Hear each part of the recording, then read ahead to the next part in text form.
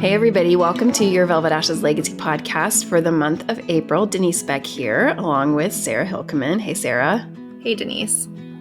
And we just wanted to take a minute to introduce you to the podcast for this month. Sarah, tell a little bit about who we get to interview this month. Absolutely. We get to bring you a really sweet conversation with Cindy Wu.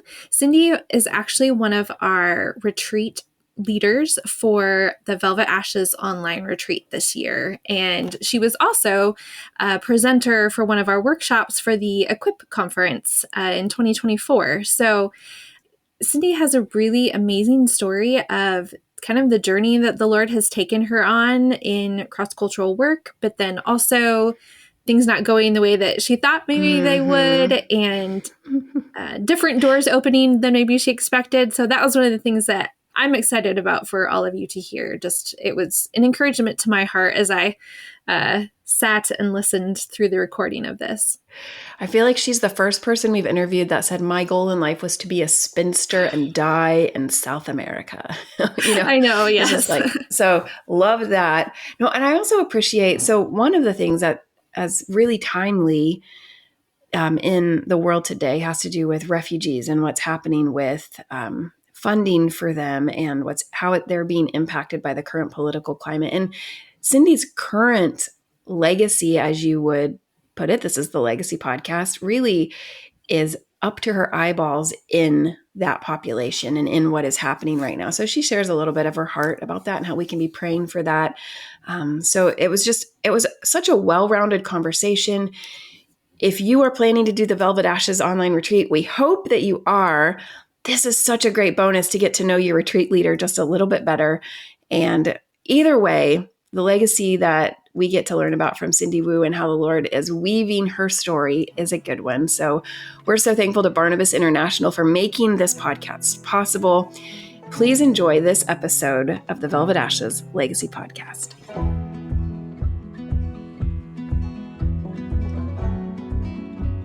Well, we are really excited to be here today with you, Cindy, and I'm so excited to welcome you on a couple of different levels. Number one, it is retreat month here at Velvet Ashes. April 1st opens retreat, and for so many people, when they hear Velvet Ashes, they hear online retreat because that's all they know about us. And you are a part of our online retreat this year. So I'm super excited to get to know you on that capacity so that people that push play and watch our retreat this year, they're going to get to see your lovely face and get to be blessed by the amazing things that you brought. But I'm hopeful that they get to know a little bit more about you, a little bit more about Cindy Wu that is on the Velvet Ashes online retreat this year. And then Cindy, I'm just excited because you have a very cross-cultural life and you lived cross-culturally. You're embracing cross-cultural things where you live now. And I'm just looking forward to getting to know you. And so with that, I want to welcome you to the Velvet Ashes Legacy podcast. Thank you so much, Denise. It truly is an honor to be with you. Okay, so one of the things I would love for you to just tell us a little bit about is yourself and your family, and maybe a little bit about what you're doing right now. Because I think when we're going to go back and hear your story, it'll really help fill in the gaps about what you're doing right now. Sure. My family. So I'm the daughter of Taiwanese immigrants. I was born and raised in Houston, Texas. My husband is the son of Taiwanese immigrants, and he was born in Miami but raised in Houston, so we both count ourselves as Houstonians. We have 3 young adult children, ages 21, 19, and 18. I love being a mom. I devoted a good chunk of our marriage to being a homemaker and staying home with my children. But vocationally, I've always had a call to cross-cultural ministry. And right now, I serve as the director of diaspora ministries for a nonprofit that my husband and I founded and co-direct called Mosaic Formation. In my role as director of diaspora ministries, I'm involved in mobilizing the church to welcome refugees. I facilitate an informal collective of refugee-focused ministries in Houston that comes together regularly for prayer, encouragement, equipping, and a yearly mobilization event. I have served in refugee-focused areas like on the leadership team of Refugee Highway Partnership of North America. And I also founded and direct a project in Houston called Ride with Refugees. It's a community bike ride that happens in the fall, and the focus is to raise awareness about resettlement in this specific, very immigrant dense neighborhood in Houston. But we also, in the spring, focus on teaching Afghan women how to ride bikes. So we have created an Afghan women's bike team. We practice bike riding. We teach them basic like road skills when you're biking. But then we also, because it's a hospitality based ministry, really, we have social events and we get to know the women on a personal level. And it's truly one of the most fun things that I do. I have so many questions that are coming up right now about all of those things. Actually, when I got on your website to look, I saw the picture of you with your helmet on riding bikes, and it's just, Yeah. guys, it looks like a blast. Mm-hmm. For any of you that love and enjoy hanging out with cross-cultural people and refugees. And because of that, I feel like there's so much going on in the world right now that affects refugees. And I can't sit here and listen to you talk about that without asking you, how has that been affected by everything going on in the world as you see it? Right. So we're currently in the midst of the worst forced migration crisis in modern history, with over 120 million people in the world forcibly displaced, about 33 million of those, and that number just keeps changing, actually keeps rising, who are refugees. And a refugee is defined as someone who is outside of the borders of their country of origin, who has a credible fear of persecution based on one of 5 categories: race, religion, nationality, political opinion, or membership in a particular social group. Every year, less than 1% of all refugees globally get resettled in a third country. And by resettled, I mean they are given legal permission to reside and work in a country that's not their country of origin. And Houston, Texas, where I live, is actually one of the largest welcoming cities in the entire world for refugees. We take in a very high number of refugees to resettle every year, with the United States historically being one of the countries that resettles a very high number of refugees. And so when you think of the magnitude of the crisis, there's a lot of people in need, a lot of people who have reasoned to move. They can't go back home to their country because they could be killed. And so in Houston, Texas, we do receive a lot of refugees. We have several refugee agencies. We have a lot of nonprofits that also are part of this consortium of groups that help refugees integrate into American society. In the current presidential administration, refugee resettlement has been halted, meaning that our country is currently not taking in new refugees, except some very, very few exceptions, people who are already in the process, particularly through like a special immigrant visa program. We're not taking in new refugees, but we also canceled the flights of some refugees who were on the brink of arriving to the United States. In addition, the administration has cut off funding to the agencies that help refugees. So caseworkers are being laid off. Refugee resettlement agencies are being dismantled because they're having to lay off so much of their staff and cancel a lot of the programs that were part of integrating refugees.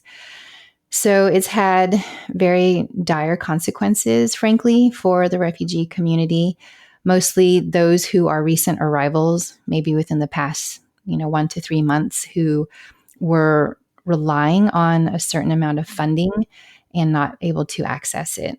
One of the things I think as I hear that is the impact that it's having here in the States, but that so many women who are listening to this live and deal and work and love refugees all over the world, and just feeling that burden. Yes, you are experiencing it here in the States, but there's also constant flood of refugees into other countries all over the world. And I just know that your burden, what you feel for those refugees that you work with, the friends who are having to be laid off and lay off staff, and as you see the complications that impact these refugees who are new to this country and don't have access to funds and all of the resources that you would hope that they would have, it just puts us in a really volatile situation. And so you come into this interview with us today feeling all of that and carrying that burden. And I do believe that women who are listening to this understand and share that fear and overwhelmedness with you today. Mm-hmm. In that, I wonder, just for those who might be listening to this and not know a lot, don't have the front row seat to this as you do, or as some of the women that we serve, what would be some prayer points that you might suggest for them as they care and want to pray for this situation? One of the things that I am praying for a lot is for the church to respond. In the United States, the federal government has overseen many aspects of the resettlement program, but historically, it was churches that first welcomed refugees that were coming to the United States post-Korean War and the Vietnam War. And so churches in North America have a long-standing legacy of welcoming refugees. And so at this time where we cannot rely so much on the federal government for funding, it's an opportunity for the church to respond to the crisis through welcoming the stranger, through welcoming some of the world's most vulnerable people, doing unto them as you would unto Christ himself, in tapping into our spiritual identity as strangers and aliens on earth. And in that way, relating to refugees, and that we too are seeking a better country. We too recognize that our existence on earth, it's temporal, and we are seeking a heavenly home, a better home. There's that parallel with the experience that many refugees have. So my first prayer is that the church would respond and see this as an opportunity to live out the gospel in very hands-on and practical ways for refugees that are coming from all over the world. Some of the refugees that come to the States are persecuted Christians. So they are brothers and sisters in Christ, people who the Lord may be bringing to our country to help revitalize faith in the United States. Some of these are church leaders, they're pastors who are coming to the States. And I believe that God may have a plan for them to do church planting in North America. And then the refugees who are not followers of Christ, there is an opportunity for us to be the light and the love of Jesus to refugees. And then another prayer request I have is I pray that refugees would know that God loves them, that he is near to them, that he wants to reveal himself to them and be their shelter, be their refuge. So I do pray for refugees just as a whole, but also specifically the ones that I know that are either waiting to be reunited with family members here or that have just arrived and are feeling very desolate. I pray that they would know that God loves them and that he is near to them.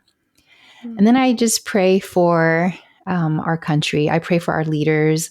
I pray for advocates to speak up and speak out on behalf of vulnerable people. I pray for immigration reform. I believe that, like the Bible teaches us, that the Lord is in control. He is sovereign and he can move the hearts of leaders. And so I just continue to pray that, to be honest, sometimes I get really discouraged because it's been 15 years that I've done advocacy, done the phone calls, signed on to the letters, met with my representatives, and not a whole lot has changed. But like the persistent widow in the Bible, I think that sometimes God calls us to just keep asking, keep trusting, and keep hoping. When you mentioned about churches getting involved and just, those that are coming over, I have a perspective of when we went to the field in South Sudan, we had a target people group that we wanted to reach. And because of the war that broke out not long after we got there, we never got to reach and make those deep relationships in their homeland with the people that we were felt so called to. And the really cool thing that the Lord did, because I love this, the global mission of God is not in a box, right? And so when we, because of the war, got called back off our team based in a small town in Missouri, that became a refugee resettlement area. And I remember the day our teammate called us, and he's now a part of the refugee resettlement org there in Missouri. And he's like, you will never believe the group of refugees that we just got from South Sudan. And it is the people group that we felt called to go to. And because we had been there and we had learned the language and we understood the culture, we were prepared to serve them, not on the field where we thought, but back in Missouri where the Lord brought them to us. And so it's just this beautiful picture. And you talk about this cross-cultural, aspect of them coming. We who go understand that in a different capacity. And that's why I love this idea of interviewing you this month for our legacy story, because sometimes I think our legacy, we can get trapped in our legacy happens when we go. And for so many of us, that's part of our story, but it may not be our whole story. And so I'm just so grateful to talk to you today as we get to hear about how the Lord is unfolding your legacy on so many different layers. And the fact that you and your husband both are Taiwanese. Is that right? I'm trying to remember now. Yes, Taiwanese in America. But you also served cross-culturally before you even entered into this refugee ministry. And I can't help but think that also shaped and prepared your heart for the work that you are doing now. And I would love if you just go back a little bit and let's talk about what took you, both of you, from Houston, Texas, to the experiences that you had cross-culturally. Sure. This is actually a really fun story for me to reflect on. So being Asian American, growing up in Houston, which has been a diverse city for a very long time, I always had an appreciation for global cultures. And when I was in high school, I remember entertaining the idea of going into immigration law. My dad really encouraged me to become a lawyer because he said I like to argue. Mm-hmm. So we all have those kids we think would be great lawyers, right? Yeah, it's good for something. Yeah. So I had that idea in my head that, I should consider immigration law. And when I went to college, I actually felt very lost. I didn't feel like I had direction for my future. And I had grown up in a non-Christian home, so the framework of praying and asking God for guidance was completely foreign to me. It was in college, actually, that I trusted Christ and started to follow Jesus and to seek his will in my life. Prior to that, I was very self-sufficient, felt very independent, try to carve out my own path. But as a Christian, learning to trust the Lord was very, very new for me. Mm-hmm. When I put my faith in Christ, it was after a very long season of being actually very antagonistic towards Christianity and Christians. So I remember putting my faith in Christ, but it had some caveats. One of the caveats was that I would not ever go into the mission field, because it was one thing to be a Christian. It was another thing to try to convert other people, which I felt was unethical. So I think I added that I put that in my little prayer. Yes. Just to make sure the Lord knew where I stood on this. Yeah. Yeah. The Lord, being the Lord, had his own sense of humor. And while I was in college, really started pushing me towards going on the mission field. And so that's what I did. I graduated from the University of Texas at Austin in December of 1997. And by March of 1998, I was heading towards Mexico City for 1 year as part of a church planting internship with the Evangelical Free Church Mission, which is now called Reach Global. So I lived in Mexico for 1 year. I lived with a Mexican family in a low resource neighborhood. I was able to visit the house that I had lived in, 26 years ago. Last year, my husband and I got engaged in Mexico City in 1998. So for our 25th wedding anniversary, we went back to Mexico City and visited the old stomping grounds. So did you meet him in Mexico City? No, he's from Houston, actually. Oh, yeah, yeah. Yeah, we went to college together, but he flew Okay. down to Mexico City while I was living there to propose to me. So that's how we ended up getting engaged in Mexico City. But I lived in a neighborhood doing evangelism, vacation Bible school. I took some classes at a local seminary, did Bible studies, and I even ran a youth basketball program, which was Oh. really fun. That was like the 1 year of my life where I was actually decent at basketball. But living there really impacted me very deeply. It really awoke in me a desire to live and work among vulnerable people. In Mexico City, it's diverse, not diverse like the United States, but there are, people from different backgrounds and different cultures. And I really loved my year there and wanted to keep, I actually wanted to stay in Latin America. My original dream was to be a spinster and die in Latin America, a single woman. But, partway through that year, as I mentioned, my husband and we had started dating long distance. And this was, we would write letters to each other, and I would check email once a week, and we would do long distance phone calls once a week. And that's how we Oh, kept yeah. in touch for a year.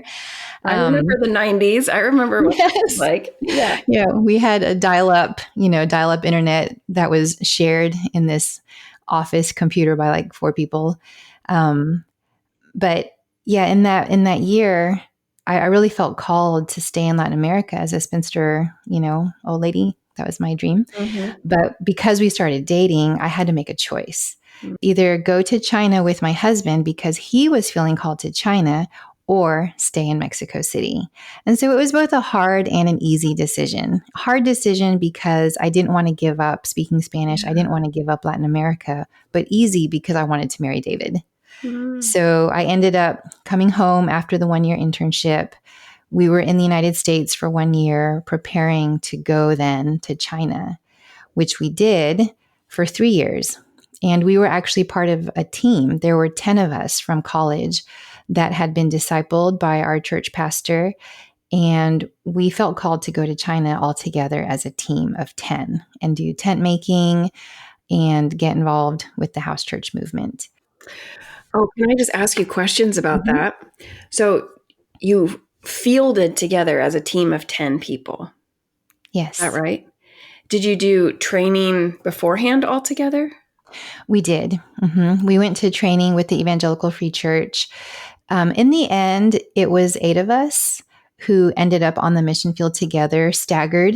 David and I went first, and everyone else came after us. And some people stayed, after we already left the field. But we did. We were identified as a group. We went through training as a group, and we did a lot of our preparation and obviously our communication together as a team of 10, I feel like eventually we 8. could do a whole podcast on team dynamics, because that to me would just create a lot of opportunity for expectations and team Mhm. conflict and all of those things that could happen in that. So I feel like there's a whole chunk of things you could teach us just from that experience of fielding with a team of 8 of you at the same time. But carry Yes. on with your story. So David and I were the first of our team of eventually 8 that went to China. We lived in 2 different cities, each for a year and a half. And when we first landed, what's interesting about being Taiwanese American is that we first arrived in a city in northeast China, where the Mandarin is very different from the Mandarin that we were raised with. So Northern Chinese accent versus Taiwanese accent. When I first landed, I thought to myself, boy, I thought I knew some Mandarin, but I am not understanding a thing. And my husband and I would tell people when they'd say, how good is your Mandarin? He'd say, oh, I think mine's about second grade level. And I'd say, mine's probably like kindergarten level. After a week in China, we were like, no, we're toddlers. We have like toddler to, birth to toddler level Chinese, because I was really having a hard time understanding it. But we adapted quickly, right? Because we had the foundation of learning Chinese in our homes growing up. And then David and I actually both studied Chinese either in school or on the weekends, which was pretty typical among the Asian American community. Did you go with other Chinese speakers in the group of 8, or were you the only ones? There were other people on our team who were native Mandarin speakers, but they were, with the exception of two. So one of our team members actually did not go to the field with us, but he stayed behind as a supporter. Mm. But he is actually quite fluent in Mandarin, but he never went on the field with us. And then this another man, he actually had pretty decent Mandarin, but he came a bit later than us. So we were the first from our team to go on the field, and kind of had to figure some stuff out, not just for ourselves, but also on behalf of our team. Mm-hmm, mm-hmm. One of the things that I did not expect was in China, I had the worst culture shock. Really? Yeah. So looking like this and knowing Mandarin, I thought it would be a little easier to assimilate, but it was so much harder than I expected. I think there were several factors. David and I were newlyweds, and so we're just trying to figure our marriage out. Mm-hmm, mm-hmm. And then we are from Taiwan, but born in the United States, and then going to mainland China. And so trying to explain to people our identity, at times it was just as confusing for them as it was for us to explain We're it. really confused as well, Yes. Yeah. And people would look at me and they'd say, "But you look so Asian, but your Mandarin is terrible." And then they would say, "But don't your parents speak Mandarin?" And they'd say, "Well, why didn't they teach you better?" And I'd be like, "I don't know. I guess I'm just not very smart." It just made me feel so bad about myself. Oh, the expectation. Yeah, because every time I feel like this whenever I go to like Copenhagen or Denmark, because I look like I belong there, and then they speak to Mhm. me and I have to disappoint them every time I open my mouth. So like, Right. yes, I can imagine you feeling like I know your expectation of this is this of me, but I'm going to Mhm. disappoint you for a minute. Right. So people would stare at us when we were out in public. I was constantly asked for 3 years, "Are you Korean? Are you Japanese?" Because there had to be some explanation for why you look like that, but your Mandarin is so poor, or why you have that funny accent. Over time, we learned to adjust the way that we speak, and we actually adjusted the way that we dressed. Okay. I was mentoring a young university student. And at one point, once we felt very comfortable in our friendship, she said, "You really need to dress your age." Because I was in my mid 20s and most of the Chinese women wore skirts and sandals and like a little nice blouse, whereas I would wear like t-shirts, shorts, and Tevas. Or like my North Interesting. Face jacket, like, always looking like I was on the verge of going hiking or something like that. Yes. And so by the time, after a year, I said, "Okay, fine. I'll shop at the Chinese stores and I won't wear my American clothes as much. And I'll ride my bike in a skirt, even though it's not as comfortable, but I did it to try to fit in a little better." So yeah, I had quite a bit of culture shock while I was there. And especially I was grieving the loss of Latin America. I was grieving the loss of speaking Spanish. And I recall one moment where I was blaming my husband for how hard China was and complaining about the culture shock, complaining about leaving Mexico. And it was like the Lord heard my complaint. And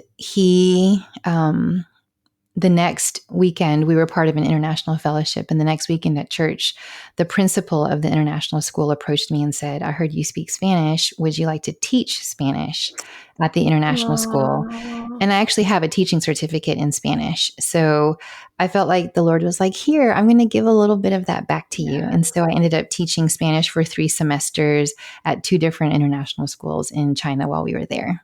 Oh my goodness, the goodness of the Lord and those sweet things. I mean, who would have thought that your Spanish would be required or used in China like that?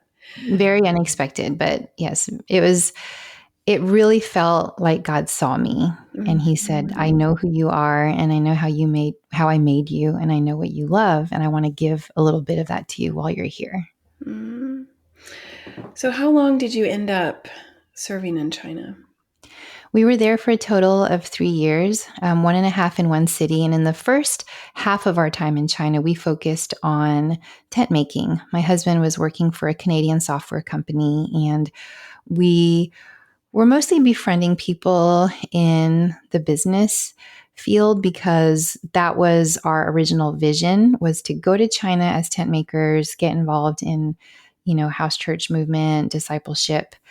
when we moved to the second city, we had to redirect quite a bit because of the context.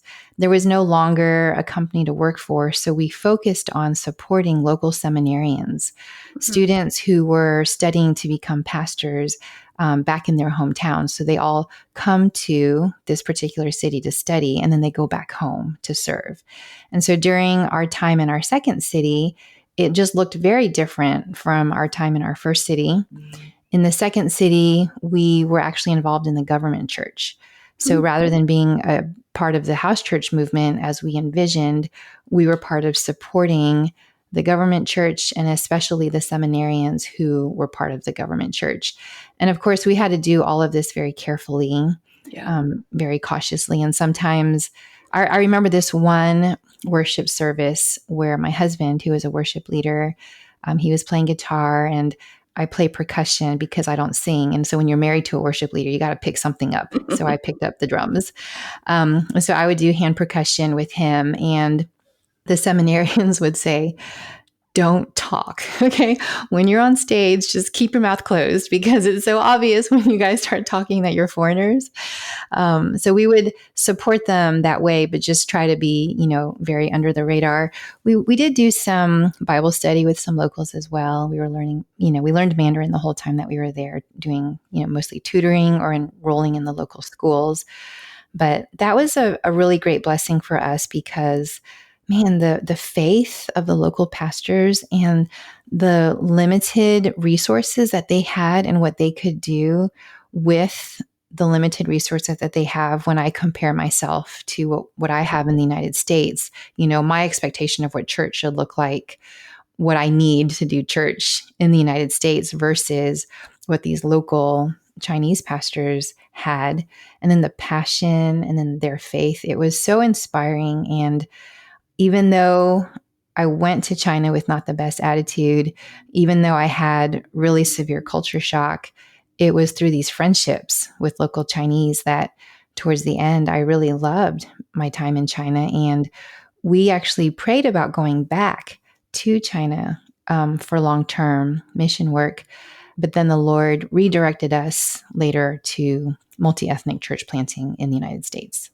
I want to get to that. I want to hear about how that transition and how the Lord revealed to you it was time for something different. But in your time on the field, talk a little bit about how you sustained your relationship with the Lord and how did He meet you there? Because I think so many of the women that serve, these are the questions they're asking. Where do we find relationships? How do we engage in things that fill us up spiritually? How do we navigate our expectations, the misses and the just off? And what advice would you give to women who are listening as someone who has been there, done that, and now looks back on that? Mm-hmm. When I was in China, I was very fortunate to be a part of international fellowships. So being able to do worship in English, which is my native tongue, with people who are in China for similar purposes, being able to worship in my heart language was a huge blessing. But I also developed really close friendships with locals. Mm-hmm. And I didn't try to live like an American in China. I tried to kind of bridge both worlds because I knew it wasn't realistic for me to completely, ditch my American identity and the American community for the local community. But then I also didn't want to also just wear like my American cultural hat when I was around locals. And so I tried really hard to develop meaningful relationships with locals and with expats. So I would say spiritual friendships, people that I studied the Bible with, people that I prayed together with, that was really key to sustaining us in Asia.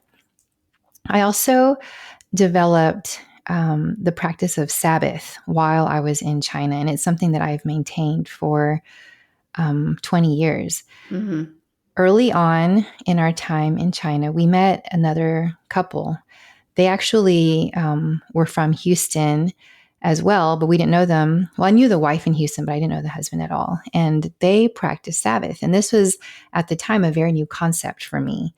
After our international fellowship on Sunday morning, they would go home and they would just, be at home with family, rest, pray, worship. And I was used to socializing after church on Sundays. And I still think play and celebration is a big part of Sabbath. But we started to be more intentional with how we spent our Sunday evenings. And so we would carve out, as a couple, we would carve out extended time for prayer and worship and rest and play, maybe go out. But the focus on Sunday afternoons was just a little less about vegging and a little less about, hanging out with people and being intentional to spend time with the Lord. Mm. This was a new practice for us as a married couple, and it really helped us make sure that we were staying grounded in time with God. The ironic thing is that it caused a little bit of awkwardness with some of our friends who were on the field who wanted to hang out and do fun things on Sundays. And it was like, oh, you're doing the Sabbath thing. Okay. That was kind of ironic, but we just maintained that habit of trying to carve out some very intentional rest time for our family, spending that time with the Lord. And like I said, that practice has sustained me over the past 20 years. I've had to redesign it for the different seasons and contexts of my life. So currently, I still observe Sabbath, but I'm not quite at the point where I can do a full 24-hour extended period. So what works for me in this season is on Wednesday nights, I don't work. I don't go out. I just go to bed early, try to spend some dedicated time with God. And then I do the same on Sundays, Sunday afternoon. And if I can push it all the way to the evening, I will. But it's just hard as a mom. Sometimes my kids have events or there's just something in the community that I feel, would be very honoring for me to be a part of that as well.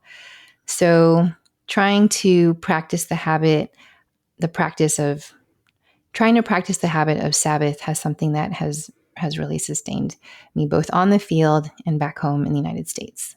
I love that you said it was surprisingly most awkward with your other, believer friends who were like, oh, okay. Yeah, because it's something that you're talking about 20 years ago, maybe. Mm-hmm. Yes.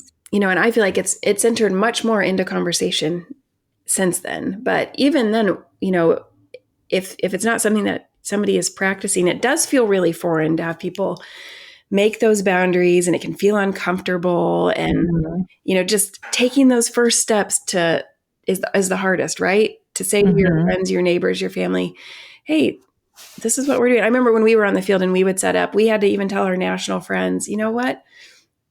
Our doors always open except for on this day. And, it was awkward and clunky at first. And then it was fun to hear them telling people, no, today is the day, that the right. Sabbathine, and then they would get on. So yeah, it's something that we have to not only train ourselves, but our community to allow us to be able to have Sabbath in that as well.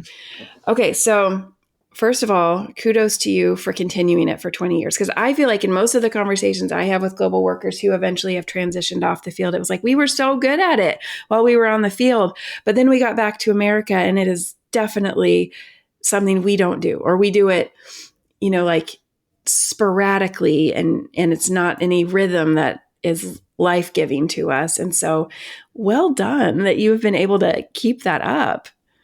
Yeah, my confession is that it hasn't been as consistent as I want it to be. And like I said, I've had to give myself the grace to resign it because the pace of life in America is so much more frenetic than it was when we lived abroad.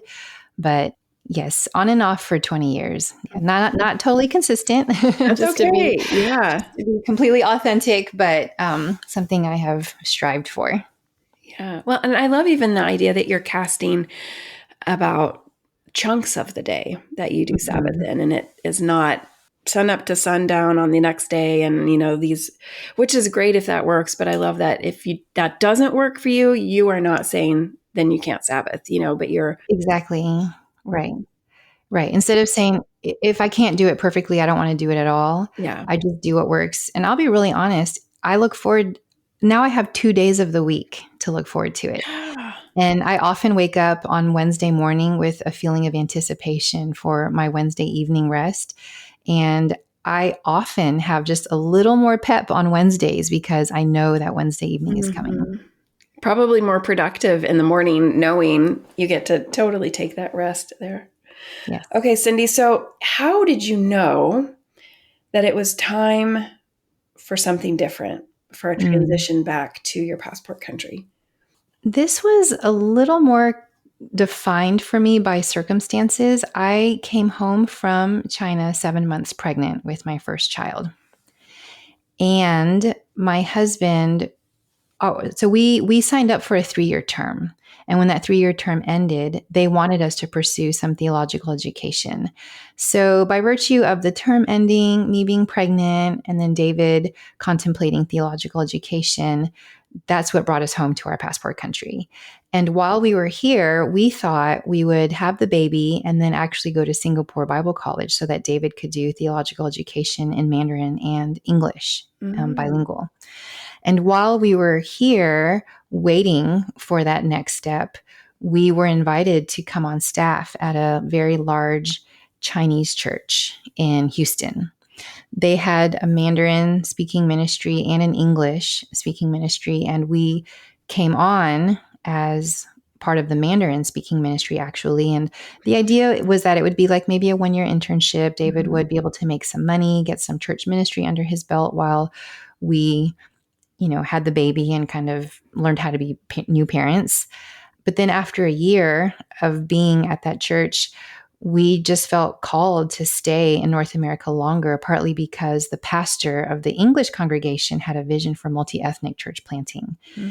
And by that time, we were a little more settled. And, to be honest, God really just stirred this vision for racial reconciliation and multi-ethnic church planting in our hearts. And so while there was a sense of loss of saying goodbye to the future that we had envisioned in Asia, there was just as strong of a pull and an invitation to do multi-ethnic church planting.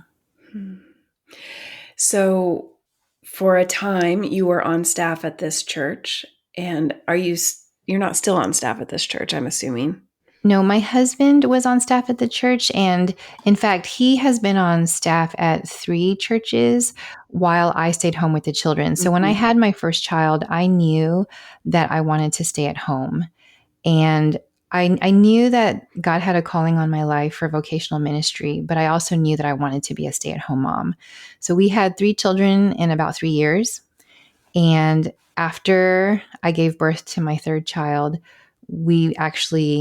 that's when we pursued theological education. So my husband and I moved to Gordon Conwell Seminary near Boston, and both of us went to seminary at the same time. Oh, He my had goodness. begun some of his theological education in Houston at a satellite campus of Dallas Theological Seminary, but we felt called to Gordon Conwell and more of I'm trying to think of the nice way of saying this, just more aligned with our theology. Yeah. You're going to have to cut that out. But we felt called to go to Gordon Conwell. We felt called for him to finish his education at Gordon Conwell. And while he was doing research about the school, he realized that there was a scholarship program that could enable me to go to school at the same time. So although I wanted to be a stay-at-home mom, the prospect of me being able to get a master's degree at a seminary was just so wonderful and so inviting. And my husband was fully on board, knowing that it would be a sacrifice to himself for both of us to go to school. And so we went to seminary with 3 kids in tow. I don't recommend that. I cannot even imagine what that was like for you. I finished my degree on online while we lived in South Sudan, and I was homeschooling the kids, and I was just like, this is about the limit. The limit may have been actually a line back, and I just crossed it. But so master's, 3 kids, husband also in seminary. Yes, You probably yes. do anything after that, really. Right. Well, I knew something was up when every time I mentioned I was a full-time student, people would say, "Are you crazy?" Yeah. And I would think I must be, because that's the same phrase people keep repeating to me. But it was a wonderful experience. Wow, God really changed my life through my studies at Gordon Conwell on so many different levels, helped affirm my calling as a woman and specifically a woman called into leadership within the church through Gordon Conwell. It was at Gordon Conwell through one of my classes that I actually wrote my master's thesis. It was a curriculum mobilizing the church to welcome refugees. So providing theological and biblical perspectives on welcoming the stranger, along with some practical tips on how to welcome refugees. And that was written for an audience of one, my advisor. Mm-hmm. And then I graduated and went home and decided to homeschool my kids. Well, 2 years later, that same advisor called me out of the blue and asked me to co-author a book with him on religious demography and global Christian identity. He really liked the curriculum that I had written and wanted to write a book on global Christian identity that was for a more lay audience. And so with him being an academic, he wanted someone who could, address an audience that may not be as exposed to academic writing. And so we co-authored a book together called Our Global Families, and it's on global Christianity, trends within the church, looking at trends within missions, and all from the viewpoint of what it looks like to identify as part of a global Christian family and a global human family as well. Do you think you were shaped by your time cross-culturally? What of that helped inform your master's and then this book as well? Mm-hmm. When I was in seminary, there was a time when my husband and I were exploring this idea of going to the Middle East. We started an application process with an organization that would hopefully get us to Egypt and live in the Muslim world. And God redirected us and called us back home to Houston. And there was a moment where I recall being in the library, stewing in disappointment that we weren't going back on the mission field and feeling very conflicted about going home to Houston. And I really felt like this may be the closest thing to an audible, the audible voice of God that I've ever experienced. But I felt like the Lord whispered refugees in my ear. And he reminded me that Houston is a very international city. And while I was in seminary, was taking a course on biblical global justice. I was learning about human trafficking for the first time. And I felt called to work with vulnerable people, but also global people. And this really converges in refugees because they're global people and they're also vulnerable. And so God gave me a vision to go home to Houston and get involved in refugee ministry. And that's why I chose that topic for my master's thesis. So you have finished your master's. You have co-authored this book. You are feeling drawn through this audible voice of the Lord, to get involved in refugees. Talk to us a little bit about what prompted and what were the steps of forming Mosaic, which is now what you function in and under to do what you heard God calling you to do. Mosaic formation was really the dream of my husband, David. He has been a spiritual director for 15 years, and he started in seminary as well. So whereas God used our time at Gordon Conwell to draw me into refugee ministry, he similarly used our time at Gordon Conwell to introduce my husband to spiritual direction and spiritual formation ministry. So that's the direction that David took. And over the course of being a spiritual director and even teaching as faculty in a spiritual direction certificate program, he started to notice that a lot of the people going through the program were educated, had financial means, and were majority white, frankly. He wanted to make spiritual direction accessible to more people. And so the Lord gave him a vision to start a nonprofit that would serve leaders in underserved contexts with spiritual formation, care, and training. And our financial model is a pay it forward model. So we don't charge for ministry services. We invite people to invest in our mission by paying it forward so that someone else can also be a recipient of generosity. So it's freely receive and freely give. Mosaic Formation was formed in 2021. And at the time, it seemed like it was going to be my husband's ministry. I was there with him through all of the visioning and getting it set up. And, I was on the board, but it really felt like the culmination of his life's work and calling. Well, at the same time that we started Mosaic Formation, I was involved in mobilization with refugees in Houston. And Kabul had just fell to the Taliban. Houston was receiving a massive historic influx of Afghan refugees. And I was very animated and very activated by all of the refugees coming and trying to meet the needs. But I was also reaching a point of burnout. Mm-hmm. And around me, I was seeing my colleagues becoming unhealthy because the load is never ending. The needs are always there.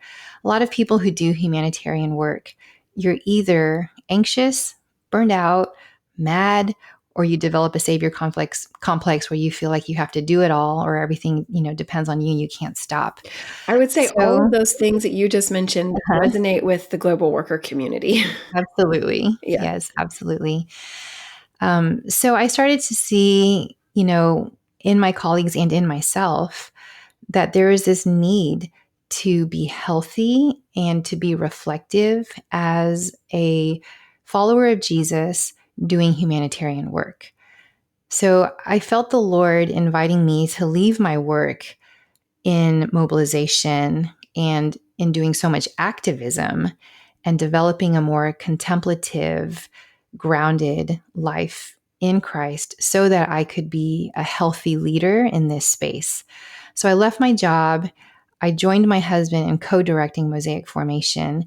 And it was just such a timely and needed shift in my career.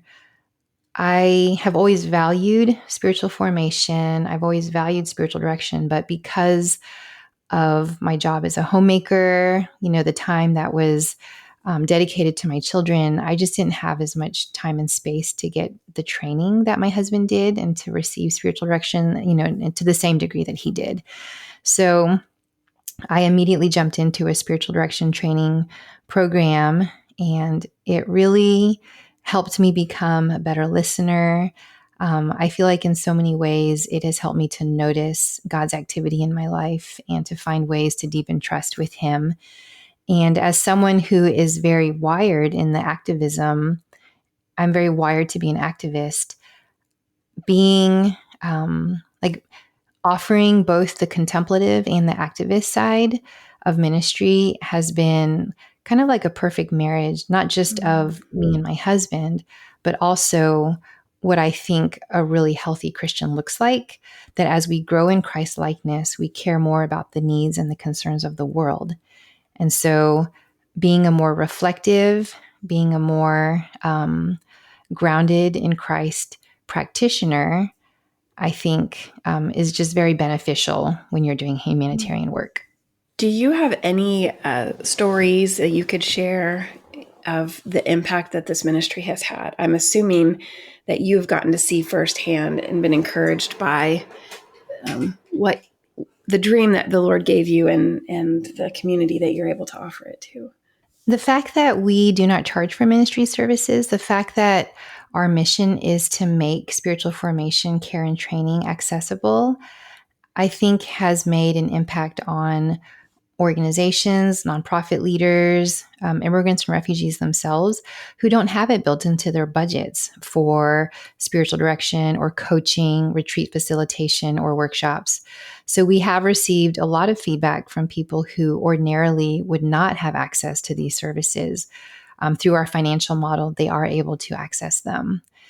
I also host retreats for people who are involved in refugee ministry. So here in Houston, we have a network of colleagues, and every once in a while, I'll offer a workshop or a lunch or a retreat, something that invites them into a space where they can be cared for because they do so much caring for other people.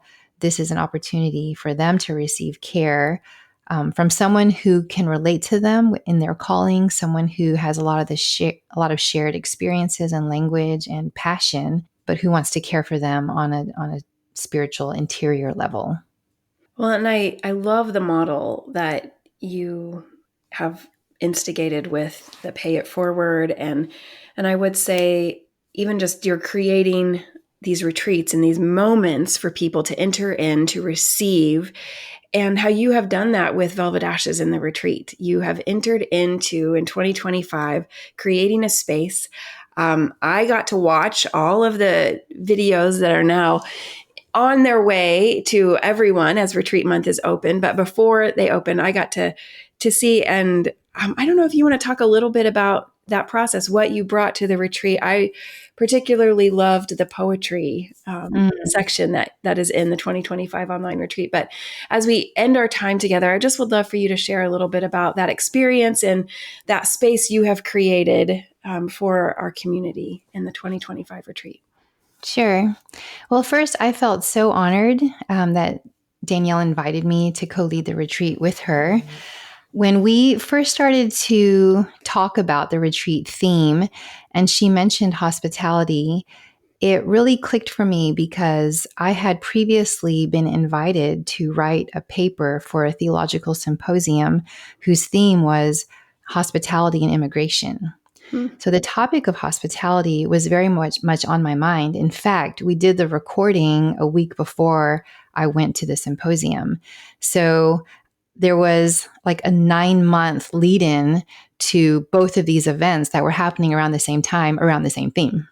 And so that felt like a huge confirmation from the Lord, hospitality being something that I try to practice on a relational and personal level, something I try to practice in ministry, but then also a theme that I had been invited to ponder more deeply on a theological level. And so that was a real joy to be able to explore what hospitality looks like, the hospitality of God towards all peoples, even the Trinitarian aspect of hospitality within the Trinity itself. So it was fun to contemplate that and to be in conversation with Danielle over the many months. And then the idea of savor, being able to taste and see the goodness of God, because in the midst of being on the field as a worker, in the midst of doing humanitarian work, in the midst of being stretched outside of your comfort zones constantly, culture shock or cross-cultural dynamics, sometimes we do start to question God's goodness. We start to question whether God is with us. And life can be really hard when you're constantly being stretched. And so I think just having an opportunity to reassure women of the goodness of God and invite them into a space where, because they offer so much hospitality in ministry, to be able to receive the hospitality of God and minister to their souls, that was very motivating and very inspiring for me. I also appreciated Danielle's creativity, just the way that she set everything up, even the filming session itself. I was just so impressed with how professional everything was, with how creative she is. And it was just really, really fun to work with her. And so thank you so much for inviting me into that. I felt truly honored. Well, thank you so much for enduring the long filming days and all of the prep, the drive. You drove all the way to Joplin to film with us. And then just this, I'm so excited for the space that you created for the women that are going to get to experience this. I'm so thankful that you joined us today so that we get to know a little bit more about you, because we got to experience all that you had been working on for 9 months. But now to get to know you and the person who brought the experience just feels like an added bonus, a nice treat for our community. Those of you that are listening, we would love for you to join us for the Velvet Ashes online retreat. If you are listening in April, it's available now for you at velvetashes.com. Super reasonable, $35. We hope that cost isn't something that prohibits anyone from joining us, but we would love for you to experience Cindy and the entire time with our Velvet Ashes community here. Cindy, thank you so much for sharing a bit of your story. Thank you for allowing us a peek into the legacy that God is shaping in you from Houston, Texas to the other side of the world and back again, and mixed all together with all sorts of nationalities along the way.